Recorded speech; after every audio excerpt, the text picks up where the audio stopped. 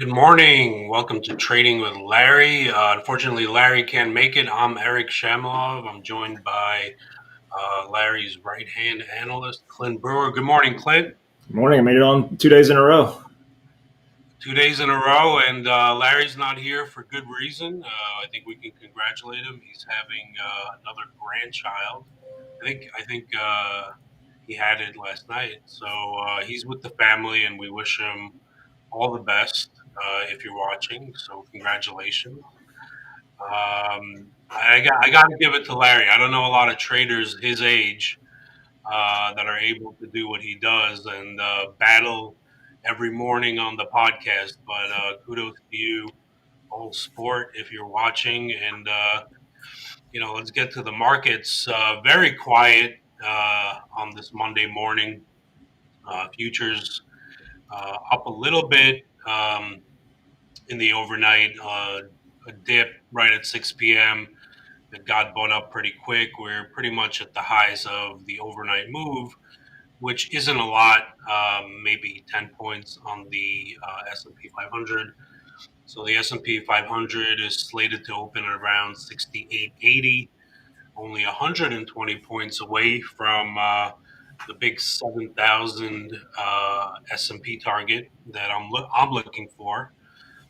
But it just reminds me of last December. Everything was quiet. Volatility was low, as it is right now. And, you had the Fed meeting. Everybody thought we would get absolutely no move. Everything was priced in. We wound up dropping 220 points on the Fed meeting last year. So can't get complacent. This stuff kind of switches around and changes things up pretty quickly. You'll get a fastball and a curveball count when it comes to the market. So wouldn't advise anybody to be complacent just because it's year end. But that's where we're at right now. Volatility is really low. The straddle this morning is trading at 25 points, which might be high actually, even though it's kind of low. But it could be high given that there's not much going on. I'm not seeing a lot of news out there. I think the big news out there over the weekend was Trump talking about the Netflix deal, which, that's the big news out there.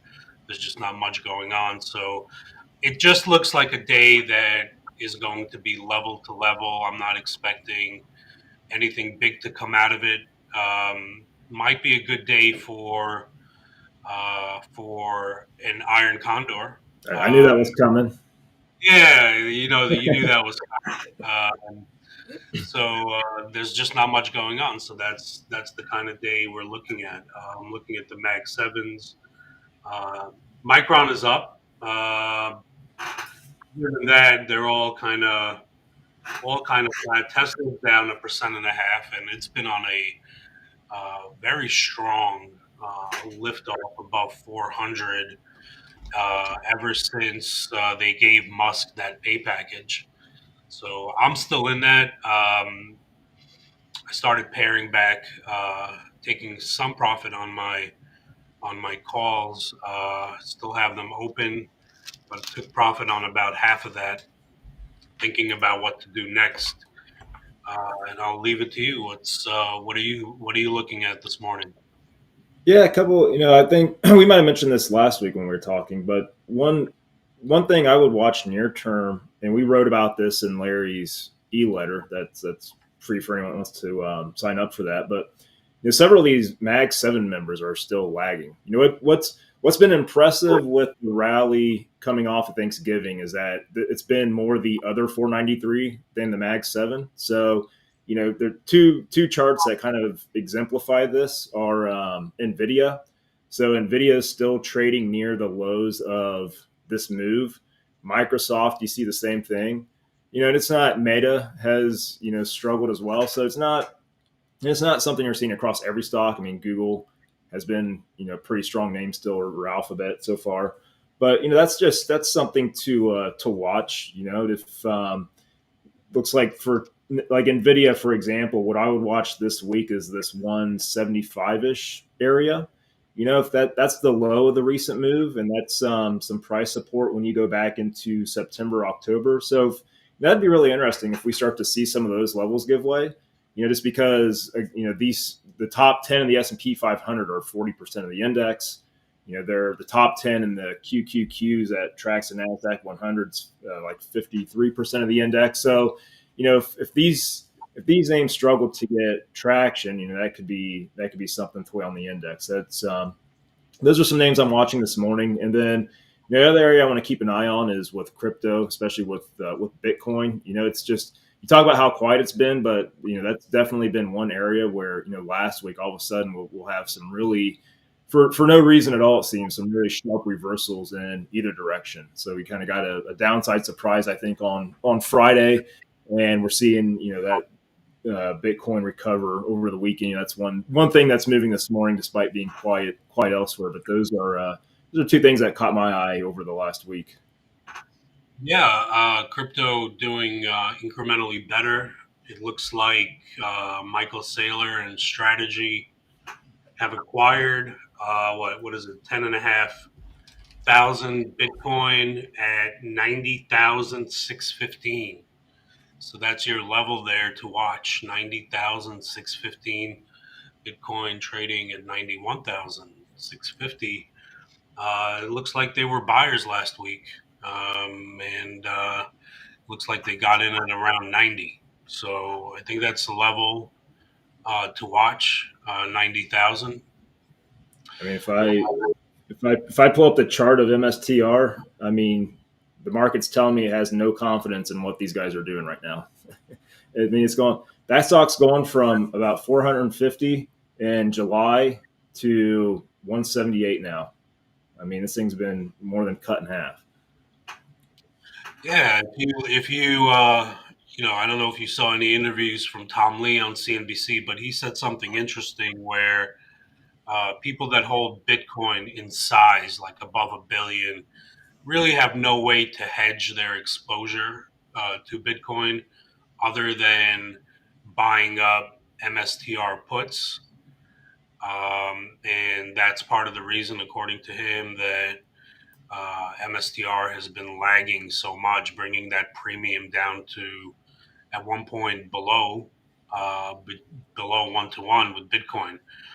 So yeah, I don't know if it's a lack of confidence in what they're doing, although I think some of that is definitely a lack of confidence. I think there's been a lot of these treasury companies that have popped up, so maybe increased competition, maybe the hedging as liquidity started to go down in September, October, November. So I think a lot of people a lot of big players were in fact using MSTR puts as a hedge, which has been working. Now, if that's the case, and we're going to see a big pop in MSTR, then they're going to have to start covering those puts, right? Or selling them. I don't know if we've seen that yet. I mean, would you go into MSTR? Would you go, if you want Bitcoin exposure, would you go into MSTR or Bitcoin itself? I would absolutely not go into MSTR if I wanted Bitcoin exposure. Maybe back in the day, yes, I would have looked at that as a proxy. But when you have so many different spot Bitcoin ETFs now trading, whether it's IBIT or I can't remember, the BITB is another big one. I mean, there's several of them out there now. I mean, IBIT's a big one. Very deep liquid options market behind it. So I mean, I don't, there's I understand in the past, the headaches with actually trying to trade and own Bitcoin, or even just trying to open up an account on a crypto exchange. But now it's so easy to get that exposure via spot ETFs. I don't know why you would continue to look at something like MSTR as a proxy for it. Yeah, I agree 100%. Never understood the need. Like, if you need leverage for Bitcoin, you can get leverage for Bitcoin.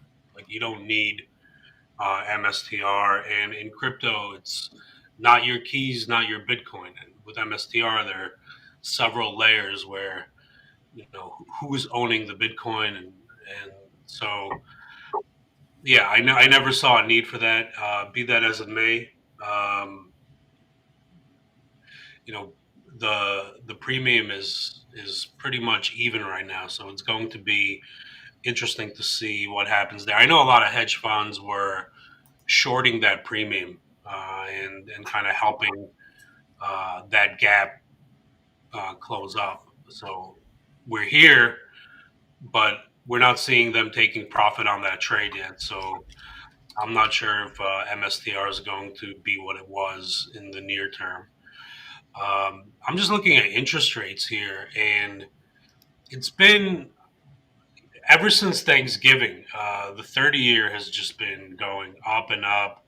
The 10-year has been going up and up. The chat is mentioning Japanese interest rates, whether we're worried about that or not. What I am worried about, and I'll share a chart with you, is like this breakdown of correlation ever since Thanksgiving between rates and U.S. stocks. So as rates were falling, the market started to recover. I think you mentioned that last week when we were doing the podcast, where expectations for this rate cut coming up on Wednesday came back into the picture. And I think that helped stocks rally off the lows. Here we have since Thanksgiving, as you can see, rates are going right back up and above the What move, as you can see right here. what And is that in the top panel you got there? What rate is that? that's the 30-year yield. Okay. That's the 30-year yield, which I just have up, but all, 10-year yield has been going up as well. And then you have the S&P 500 here on the bottom. So the S&P has been grinding higher, and rates have been kind of going up. I don't know. I don't want to say screaming higher, but it's a pretty big move in rates. You're going to have the Japanese central bank coming out this month, and they've been pricing in a rate hike. And I think the Japanese government is finally comfortable with that.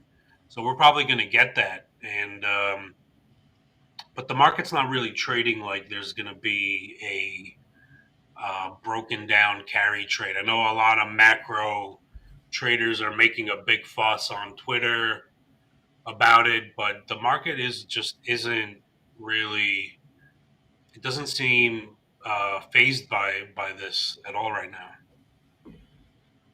Yeah, I mean, if you want to watch for a potential warning sign there, I mean, you ahead of the whole carry trade unwind that everyone remembers from the summer of 2024. You actually had a pretty decent breakdown ahead of time in dollar yen. So that's it, when it's doing nothing here lately. I mean, it's pulling back some, but it's not. We haven't seen the type of volatility in that currency pair like you did heading into that carry trade unwind. So I mean, that's one area you could keep an eye on for potential warning sign. And then yeah, so one thing I would watch. We can maybe just kind of talk about interest rates and thoughts around the Fed for this week. But I'll see if I can share my screen if my internet will allow me without disrupting my connection here. Sure. There's a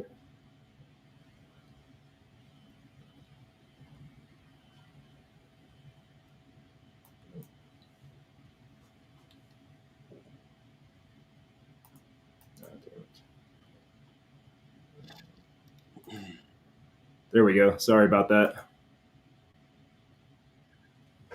All right, can you still hear me, Eric? Yeah, we could hear. All right, We could cool. see All the right, chart. so yeah, so you talked about the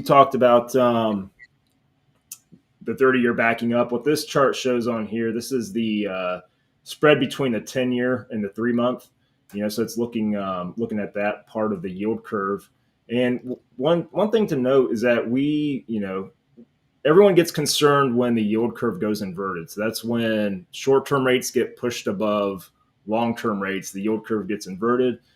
Recently, starting kind of back in 2025, we started to uninvert. So, this coincided with the Fed is starting to cut rates. So you're bringing rates down the low end.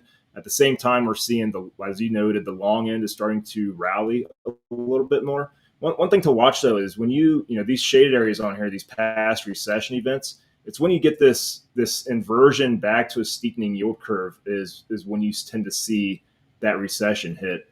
So I'm not saying a recession is lurking right around the corner, but like the setup going into this is that the yield curve starts to steepen because the Fed's cutting rates, because the Fed doesn't like something they see with the economy. And we know the focus has been on the labor market. So, that's one thing to keep an eye on, is if we continue to see this yield curve steepening, and where that's coming from. Is it because the Fed's cutting rates on the short end, or is it because the long end's continuing to rise?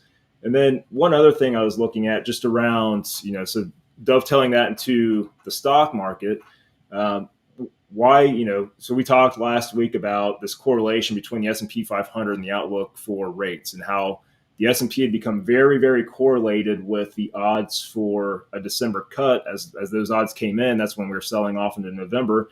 Now we flipped around. Here's why the outlook for rates is so important. This looks at the Russell 2000 index so that's small cap stocks. This is a percentage. This comes from Apollo. This is a percentage of companies in the Russell 2000 with negative earnings. You can see that currently stands at 40%, and over the last 30 years or so, I mean, it's just been a steady grind higher.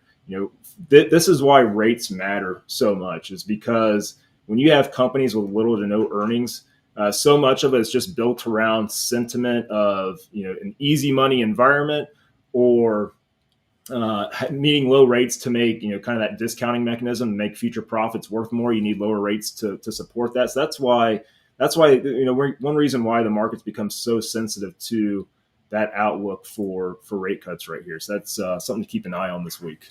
I think you might be muted, Eric. Yeah, but what I was saying was it's been kind of a weird environment because of the AI trade that seems to have it seems to be like on its own. It's not really, it hasn't reacted to any kind of macro factor. And I would say like this economy it's like you have AI driving GDP forward, but you've had other parts of the economy that are maybe already in recession or have been in recession. Housing maybe is one of them. The jobs market has been weak. I think these are the reasons the Fed is cutting. Um, so it's like AI hasn't been really getting affected by any of this stuff. And yeah, in the past, they would cut rates when they see something on the horizon. But this is our sixth rate cut of the cycle. Is that right? Like we're going to get our Yeah. sixth. It's a lot of rate cuts without getting into recession. And from the time where that yield curve initially inverted, I think it was the longest time on record that we didn't have a recession. So we haven't had that official recession where you have those two consecutive quarters of declining GDP growth since the yield curve inverted. So it's an interesting time. I'll just say that it's definitely an interesting time, and I think the variables at play are starting to they're much different than they were in the past. I think the back end of the curve maybe pricing in less of inflation and less of future growth than what it means for the deficit, and for the coupon payments that the U.S. is going to have to make. So it's a weird dynamic, to say the least. So how it all plays out next year, a lot of people are saying, kind of stay away from the Mag Sevens for next year. Do you agree with that? I think eventually, yeah. So I think again, this is going to come back to what happens with the rate outlook. So if you look at, I mean, we're only getting to over a bubble, not a bubble. I believe we are in a bubble, and when you look at the last, some of the last big valuation bubble, especially the internet bubble, big part of the unwinding was financial conditions overall start to tighten, and it's usually because the Fed's raising rates. I mean, it's kind of eerie how similar this environment is to the internet bubble, because you had the Fed cutting rates over the course of about a year in 1998, and that kind of helped spark the blow off top in the stock market back then. And then you had the Fed had to reverse course and start raising rates in 1999.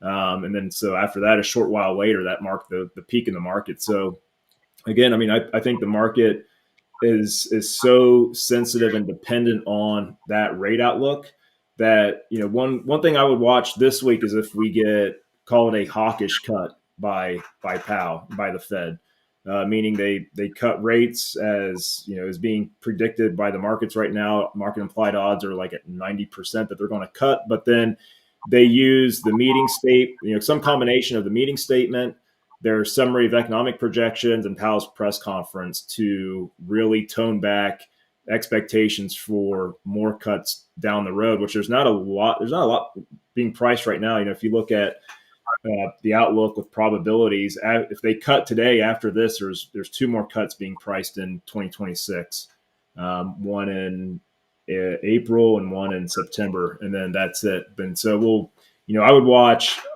how those odds shift after this week, or watch how they're shifting in real time as everything's coming out on Wednesday, and that'll how that outlook moves will say a lot about what the Mag 7 is going to do here, because we've already seen. I think the pullback from late October into mid November was a preview of how the shifting rate outlook is going to impact these names, especially the Mag 7. Yeah, it's interesting. People are looking for the popping of the bubble and all that.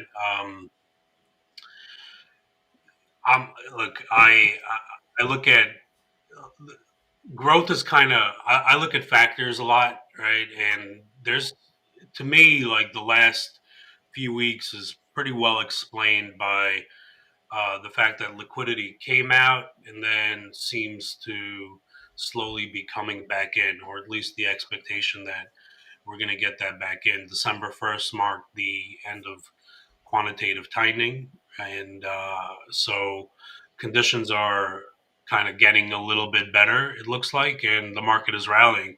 So maybe it's just a function of that. Like, what is going to what is going to get this bubble to pop?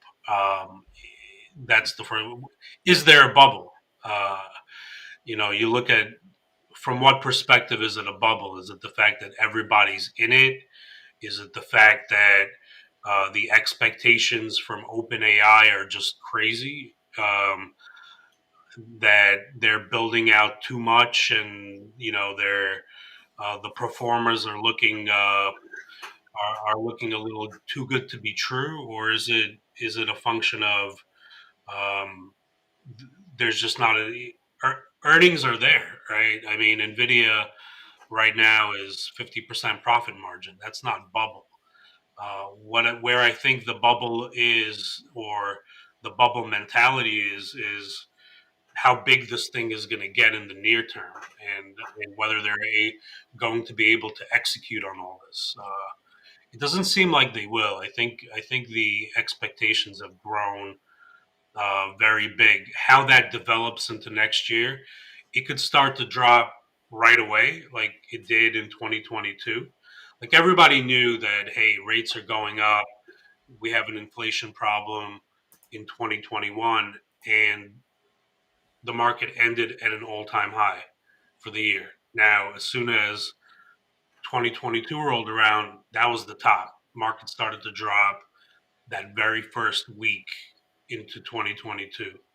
So we could see some of that. But again, like you said, when it comes to rates, they're kind of pricing in not a lot of rate cuts for next year. So a hawkish cut, I mean, that's why I'm saying don't be too complacent just because there's like no volatility going into the Fed meeting.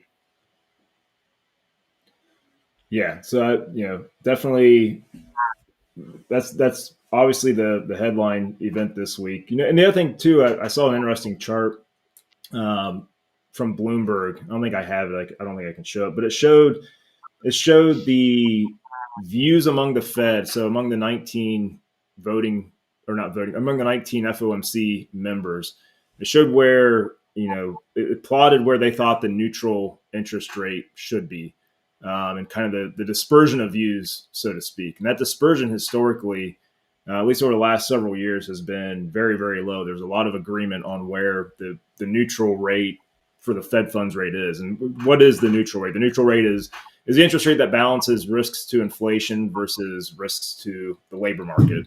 And right now, that dispersion among those views has just gotten absolutely blown out. So the thing that's going to be really interesting too with the Fed is Powell's ability to kind of get a consensus.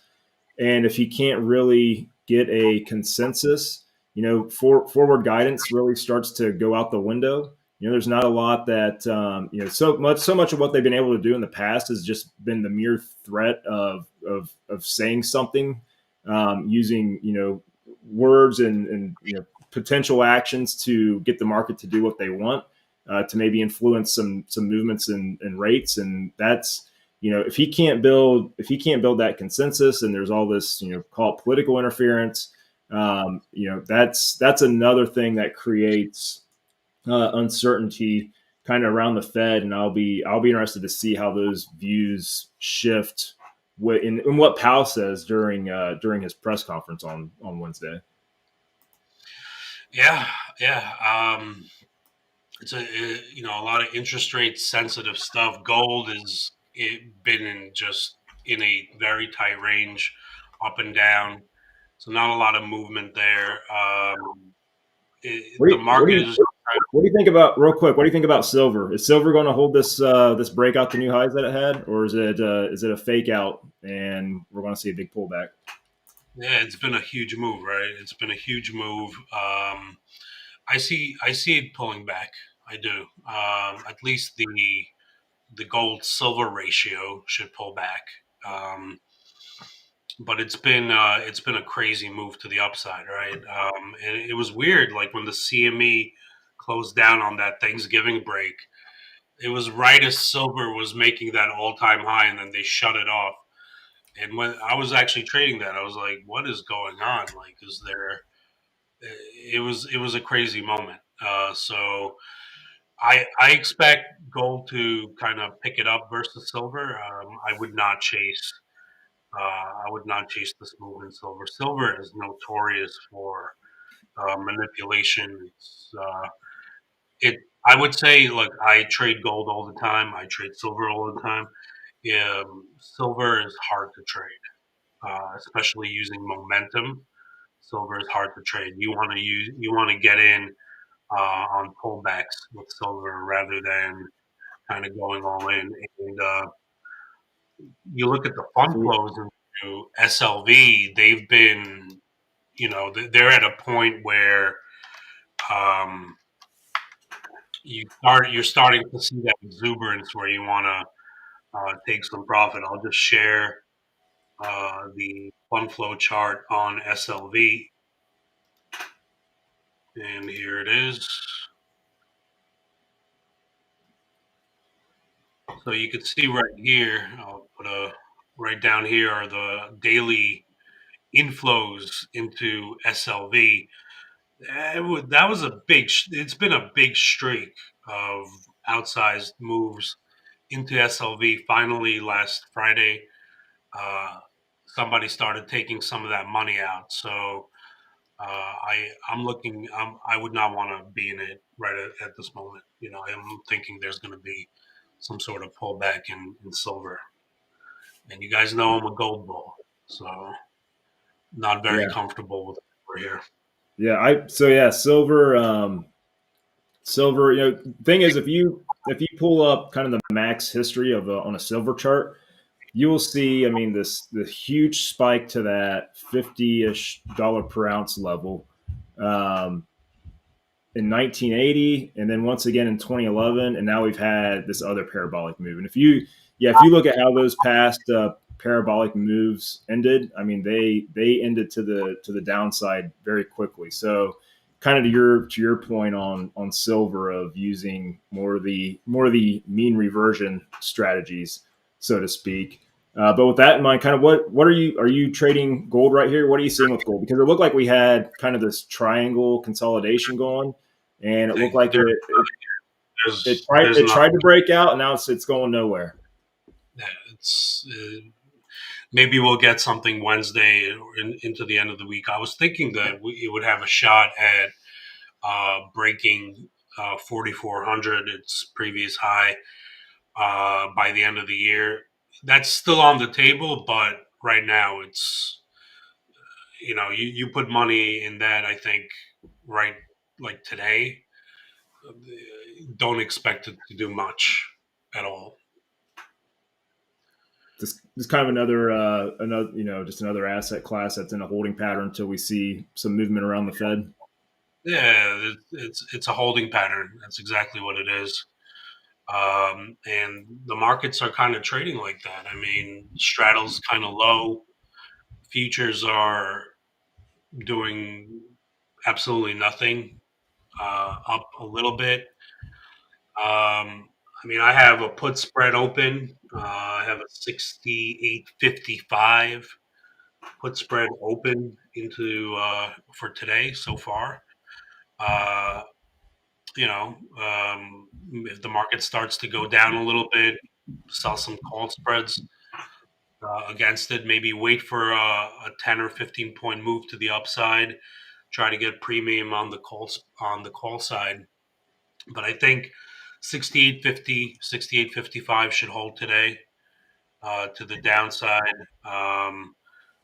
69 10, probably a good area to try to get premium on the call spread side. I'm talking about the cash SPX. Right now, 69.10s are trading at $2. Not a lot. 68.50s are, the skews kind of it's skewed to the downside a little bit, but I think those levels should hold today, given how the pre-market is just not really showing any signs of big movement. So yeah, Yeah, holding pattern. But you could profit on holding pattern. Holding pattern is not exciting. People trading are always looking for the big move. What's the big move? What are we buying today? What are we selling? Sometimes if you can kind of zero in on a day where with a lack of movement, you can profit sometimes much more than on directional moves. yeah, we're that's where your iron condor comes into play, right?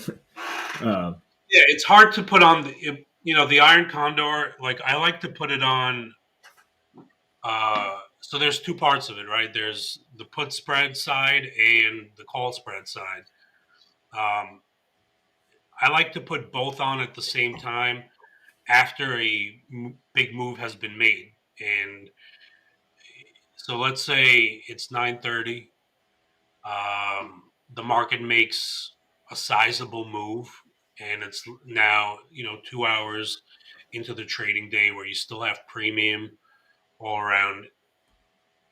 That's a good spot, like after the big move. Or if you get like a read where you have the tape really mixed, that's a good signal too. but you When get you so have when you do that, big move, you'll so let's say we get a big upside move, you'll look to put that entire position on at the same time, or you say, okay, I'm going to put the call spread side of this on first, and then I'm going to wait and see how that reacts before I do the put side. so what so let's say implied volatility saying the market is can move 25 points in either direction. If you get that 25 points early early on in the day, that's when I like to put it on. And it doesn't matter in what direction. Like if the move that the market thought they'd get actually they actually get and it's early enough, that's when I like to put it on. So Because that's a then it good just, that's a great example. So that's a great example of using how you can use the straddle that you talk about what's being priced every day in the market to that you just gave a great example how to use that to look for levels to put on a trade. yeah, exactly. Or like you look at the tape, right? You look at the tape and you see the Mag 7s mixed. That's a good tell, pre-market that there's just not going to be enough. There's not going to be enough, or there, or said another way, there's going to be too much push and pull between these leading stocks that where the market is just going to be in a tug of war all day. And if you could get a read on that, that's when you can kind of confidently put on both sides at the same time. I would never just put it on if there's a directional read. You shouldn't put it on because you're going to get hit on one side. The iron condors work when the expectation is for nothing to happen going forward. So those are the two kinds of scenarios I like to look for Have when I put. over the past 2 years have those gotten easier or harder to trade as the Mag 7 becomes a bigger weight of the index? Because all of a sudden now you've got like one or two stocks can really influence a bigger move. No, the framework I just described kind of supersedes all that. I'm waiting for a statistical setup, and then I kind of get into that. But yeah, this year because of the headline, this has been like, don't forget, this year has been so headline driven, much more so than. I mean, this is the first year of the Trump presidency, right? Of the second term, so obviously it's going to be headline driven. So you can come into the day and you can get that statistical setup, and you get a tweet, and it's all over. So you have to kind of make sure that there's nothing going. I mean, you can never be absolutely sure, but that's where the defined risk comes in, and you can't lose more than your position allows you to, right? So you do a defined risk. Plus, if you have an iron condor and you start to see the market really favor one direction over another, and it starts to approach your strike, well, if the market is going up, you have call spreads open, your put spreads are drying out, they're not helping you anymore, and you start selling more put spreads if you can get enough premium, and you're lowering your max loss, and then you have a shot at just making money on everything if it falls back within the range. So there's a lot of stuff that you can do with that position. But as a starter, those are the two setups I like to put on that initial position, and then adjust it accordingly. But it's involved. You can't just it's rare where you could just put it on and walk away. Yeah, You have to manage it. you're babysitting that trade. Yeah, you got to babysit that trade pretty much. Yeah. Yeah, we've had. I mean, Larry's had a great run here lately with spread trades. More so, we don't take the iron condor approach necessarily. It's more of a directional trade at the open, and then depending on how the market and that trade evolves from there, we might put another side on as well. Um, for the most part, it's been just picking one side and sticking with that. And we've been good at keeping those premiums, especially over the last month or so. And so we've got the S&P trader product is the one doing those spread trades, and we're back firmly into positive territory there on the year. I'll just go through some other stuff that we've been looking at. So we do hold calls on IBIT. So got into those during that big pullback into late November. The bullish setup there is that we had price come back to on an intraday basis. It pushed toward that 80,000 level, which if you pull up a chart there, I mean, there's just a lot of congestion in that area from the trade war sell off. So that's a really important level. At the same time, we came back, we tested that once at the start of this month and formed a positive RSI divergence. So we've seen prices rallying off that. We're still sitting that position about flat there. We're still long the euro against the dollar. That's just been, that's kind of similar to gold. That's just been grinding sideways, going nowhere. We're sitting about flat there. Some stuff that we haven't taken that we've looked at is on the oil side, looking at potential USO calls. Just it's interesting where oil's been trading at here. So we've got oil back around to the 57-ish dollar level, which we've hit and tested several times over the last couple months, and that's been a good area to see a bounce. And so that's one area we'll keep evaluating. And the one that I probably kick myself for not getting into was on the natural gas side.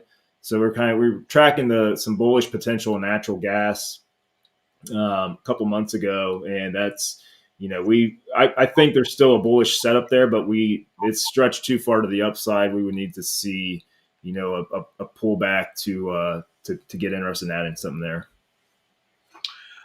Yeah, it's interesting you mentioned energy. I'm in. I'm still in Diamondback Energy. Here's a chart on Diamondback Energy, and I know a lot of people on the chat like to know like what kind of strategies I use, and so this is one strategy that is pretty repeatable. This is the coiling moving averages. These are just the 50, 100, and 200-day simple moving average. You can play around with different variations of that, but when they start to like all three of these, your long term and your short term moving averages get really tight like this, it's usually a really good signal. And here's a back test of that, very crude back test. If you could see it down below, this is the effect of going long stocks that are whose moving averages are coiled within 1% of each other, both short term and long term moving averages, and then rebalanced every week. So, like every week, you get a fresh read on this stuff. And so, for the last 5 years, this strategy has returned over 100%. Um, Now, the market itself has done very well over this time. But again, this is using different factors to get to the same conclusion, right? The market has been going up, but this is a factor. This is what we call, these are alphas, right? These are the kinds of alphas that I like to capture systematically. So you can see the performance of this over time is pretty strong. And I had a signal on that on the 24th. Are you playing that to like the underlying holdings in the S&P 500, or do you have a custom basket?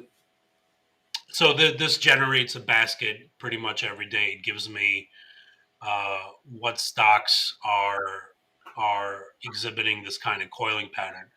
So Diamondback on 11/24 uh, generated one of these signals, and it was like perfect, right? It found support at these coiling moving averages, and then straight up. So right now, I'm getting some readings on um, on a bunch of healthcare names. MetLife is one. Now, it doesn't mean that I'm going to get into it. I got to like look a little bit further into it. That's kind of a first step. But look at MetLife here. Same, it's been trading below that. Now it's right back at that coiling moving average. And then you look at, Prudential as an example, also got a reading on that, but the price is already above these moving averages. So that's an interesting one right now. The insurance sector, I'm getting a lot of readings in that, both in mid cap, small cap, and large cap. So that's a setup I really like to look for, where you can get an explosive move, even in the short term, is these coiling averages. And if you can get a read on these systematically every day, you can kind of, you know, get stocks to trade that a lot of people aren't even talking about. What entry? So when you look at something like that, is there a certain entry signal you look for? Is it a moving average that's doing a crossover, or is it a breakout from a No, no, I don't range? look at any. I just want to know. Like that's my first step. Just that factor on its own. Does it give you? Does it have merit on its own two legs? Coiling moving averages. If I just do that, stupid and blind, can I beat the S&P? If that's the case, that's a factor that I always want on the table. And then on top of that, I'll say, okay, well, here's Diamondback. I think oil is going up. Then you go into oil, and then you have your other things that you look for in oil. So at the time, oil, the forward curve structure in oil was looking pretty interesting. And you look at Diamondback sitting there on these coiling moving averages, and it just looked like, yeah, why not? You're going to go into that. If you're bullish oil and you have this Diamondback, which is extremely correlated to oil, just kind of sitting there, you have that factor backing you up where coil, if it's trading above these uh, tightly wound moving averages, that there's a good shot at some pretty good short term alpha. Yeah, that's good. So that's like factor one, and then you kind of have to try to piece together the fundamental story behind why it's happening. Yeah, along the same line. I mean, it doesn't show the exact type of coiling action that you were showing, but one name that I've had my eye on, if we do see some more bullish action in the oil space, is just with ExxonMobil. XOM is, it's come up to this 120ish level several times since 2024, and we just had a smaller pullback off that level, dropped it down to the 50-day moving average, and now starting to poke higher. So that's we can watch. You can trade oil, with call options on or with options on USO. But yeah, I mean, to your point, watch some of these energy names that are leveraged to what's happening with oil prices. And yeah, I think one to keep an eye on if we see Oil's oil. actually this morning, What's that? right? Oil is down pretty good this morning. It is. It had a nice finish to the week last week, but still that $57 level, that's become a big battleground. When you say 57, what are you looking at? WTI. The January contract, it's at Just 59. spot. Just 59. I'm just looking at the cash. Oh, okay. I got you. I got you. Yeah, what do you think oil on this dip? Yeah, I again, I don't mean, know. I would be if we get another pullback to this $57 level. So we ran up last week. We ran up to about 60. And you can look at that as resistance from two areas. I mean, that's one that's on cash. That's the 50-day moving average. That's also if you kind of draw a downtrend line from the August or so peak, you can see that level coming into play. I would if we get another pullback to the $57 level, I mean, I would take a shot there on oil. But then I would also watch again if we, I don't know I if might take they'll. a shot right here. I'm kind of liking this dip. I just don't see any breakdown in the calendar spreads, enough to change this kind of short term trend.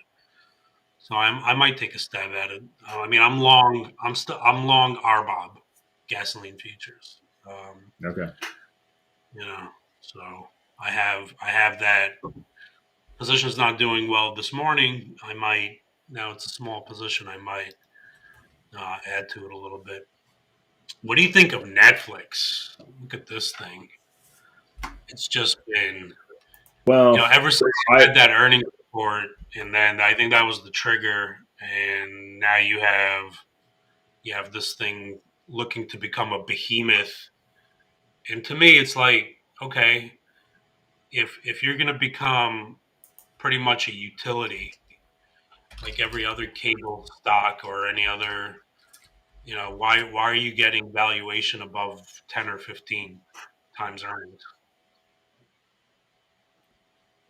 Yeah, I've not been tracking it too closely. I know, the whole thing around Warner Brothers uh, really started to hit the tape last weekend. I know Trump's raising some antitrust concerns over the weekend, so we'll see with the combination there. So we'll see if that plays in anything. But I mean, if you just, I don't know, I'm not going to try to catch a falling knife there, but I mean, you can just look at how that stock's been breaking down. But this is one where this is definitely not my area that I specialize in. When you start getting all these headlines hitting, I can't predict that. I'm not trying to pick a side on that. I'm staying away from that until the dust settles, so to speak, because now you've got the headline, headlines coming fast and furious. You've got, I think there was a counter bid I saw just hit a second ago for Warner. So, again, these are things I can't predict.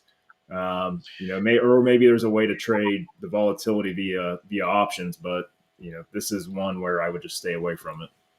Well, here's a bigger question. Like, so do you think that Netflix can truly now be classified as still as a growth stock? In my Well, opinion, no. But tell what do me. So, all right. So if you want my opinion on growth stocks, like growth stocks come and go. Like if you in 2022, ExxonMobil was a growth stock because its earnings and revenues were shooting through the roof. You could say the same thing with a lot of other energy stocks. So for me, a growth stock is anything that's seeing a high and rising earnings and revenue growth rate. Um, where does Netflix fall in all of that? I would say right now, I would classify them as a growth stock. I mean, they're over the next 4 quarters are projected to grow earnings at about 20 to 45% each quarter. So that that fits my definition.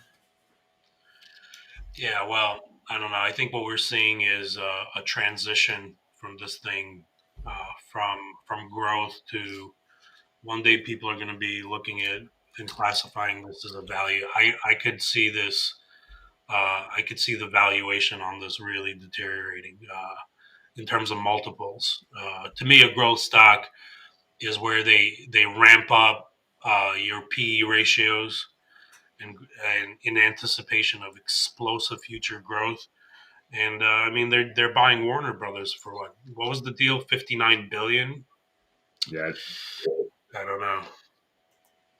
I think that valuation could actually get cut in half next year, but let's see. you when we, So we talked last week, you were bearish on Netflix last week. Were you betting? Do you have a short or a put?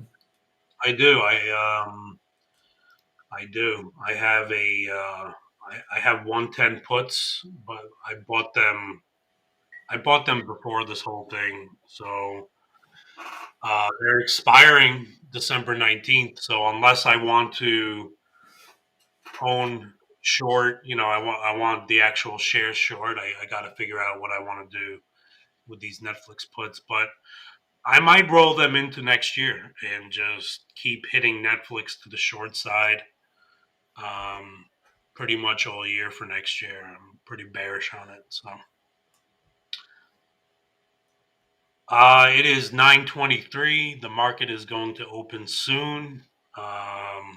Quick update before we go. Market is pretty much at the same spot. I'm looking at uh, 68.55 puts for premium.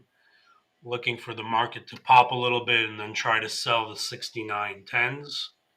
And you get the last word, Mr. Brewer. Yeah, I will wrap with what we started with. Obviously, the Fed is the big event on deck this week. I would keep two things to watch: how the outlook for rate cuts starts to shift. You can do that with the Fed Watch tool on the CME's website. You want to look at the probabilities for rate cuts heading into next year. So follow along how that's shifting following the Fed. But then also keep an eye on some of these Mag 7 names that have been weaker here recently. So watch how Nvidia does around these lows. Same with Microsoft. Same with Meta. That could be those, given the sheer weight of those names, that could be a big driver of market action heading into year end. All right. One scheduling note. We're not doing the pod tomorrow and Wednesday. We have a bunch of internal stuff, a bunch of meetings, a bunch of parties. So you guys got to give us a little break, right? So we'll be back. What is it? I think we'll be back on Thursday. Am I correct? I'm not sure if we're back Thursday or the following Monday. One day we'll be back. We're out next couple of days, so we'll see you again. Uh, I'm assuming Thursday. So just don't tune in. Don't tune in. There won't be anything there. Larry won't be yelling at me. I won't be yelling at him, and that's pretty much it. All right. Have a great day, everyone. Hope everyone kills it. And we'll see you again soon.